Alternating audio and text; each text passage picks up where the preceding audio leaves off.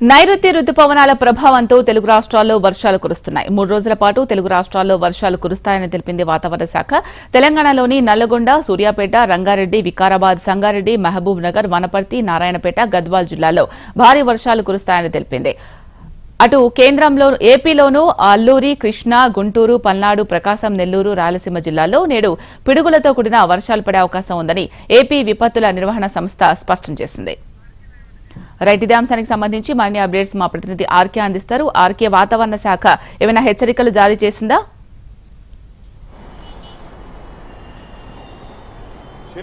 రెండు తెలుగు రాష్ట్రాల్లో కూడా ఈ రోజు రేపు భారీ వర్షాలు కురిసే అవకాశం ఉందని ఐఎండీ ఇప్పటికే స్పష్టంగా చెప్పడం జరిగింది. మరోవైపు దీనికి సంబంధించి కూడా తెలంగాణ పరంగా చూసుకుంటే తెలంగాణలో నిన్నటి నుంచే కొన్ని జిల్లాల్లో వర్షాలు అయితే పడుతున్నాయి. ముఖ్యంగా ఇటు సంగారెడ్డి, నిజామాబాద్, ఆదిలాబాద్, ఆసిఫాబాద్ జిల్లా, సంగారెడ్డి, మెదక్ ఈ జిల్లాలు ఏవైతే ఉన్నాయో ఇప్పటికే నిన్నటి నుంచి కూడా వర్షం పడుతుంది. ఇక ఈ రోజు నుంచి కూడా రేపటి వరకు కూడా భారీ వర్షాలు నమోదవుతాయంటూ కూడా చెప్పడం జరిగింది. మరికొన్ని జిల్లాల్లో మాత్రం తేలికపాటి వర్షాలు పడతాయంటూ కూడా చెప్పడం జరిగింది. ఇక హైదరాబాద్ విషయానికి వచ్చేసరికి మాత్రం గ్రేటర్ పరిధిలో భారీ వర్షాలు నమోదయ్యే అవకాశం ఉందంటూ కూడా చెప్పడం జరిగింది.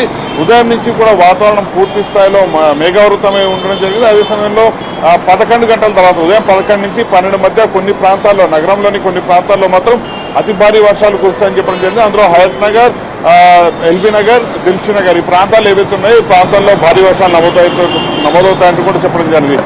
సాయంత్రం 4 గంటల నుంచి 6 గంటల వరకు కూడా మరో దఫా వర్షాలు అయితే పడతాయి. అవి కూడా ఇటు సైడ్ ఏదైతే మియాపూర్, కుకట్పల్లి, మూసాపేట్, అమీర్పేట్ ఈ ప్రాంతాలు ఏవైతే ఉన్నాయో ఈ ప్రాంతాల్లో 4 నుంచి 6 వరకు కూడా భారీ వర్షాలు కురుస్తాయంటూ కూడా వాతావరణ శాఖ అయితే చెప్పడం జరిగింది. మరోవైపు వర్షాల నేపథ్యంలో ఇప్పటికే సీఎం రేవంత్ రెడ్డి కూడా మాన్సూన్ టీంలను అలర్ట్ గా ఉంచాలంటూ కూడా చెప్పడం జరిగింది. దానికి సంబంధించిన మీటింగ్ కూడా ఇటీవల సీఎస్ శాంతికుమార్తో జరగడం జరిగింది. దీనికి సంబంధించి కూడా అన్ని శాఖలు కూడా పూర్తి స్థాయి సమన్వయంతో ముందుకు వెళ్లాలంటూ కూడా సూచించడం జరిగింది. ఇప్పటివరకు కూడా జిహెచ్ఎంసీ సంబంధించిన 542 మాన్సూన్ ఎమర్జెన్సీ టీంలను అయితే సిద్ధం చేయడం జరిగింది. అన్ని శాఖలకు సంబంధించిన టీంలు కూడా ఇందులో అయితే రెస్క్యూ టీంలు అయితే పార్టిసిపేట్ చేయడం జరుగుతుంది. ముఖ్యంగా నగరంలో వర్షం నమోదైన సమయంలో మొత్తం కూడా ఎక్కడిక్కడ ట్రాఫిక్ అయితే జామ్ అవడం జరుగుతుంది. కాబట్టి ట్రాఫిక్ కి సంబంధించి కూడా ఎక్కడ ఎలాంటి ఇబ్బందులు తలెత్తకుండా ప్రత్యేకమైన పోలీసులకు సంబంధించి 20 ప్రత్యేక బృందాలను కూడా ఏర్పాటు చేయడం జరిగింది. వీటితో పాటు అంటే జిహెచ్ఎంసీతో పాటు ఈ బృందాలు కూడా ఎక్కడికక్కడ పనిచేయడం జరుగుతుంది.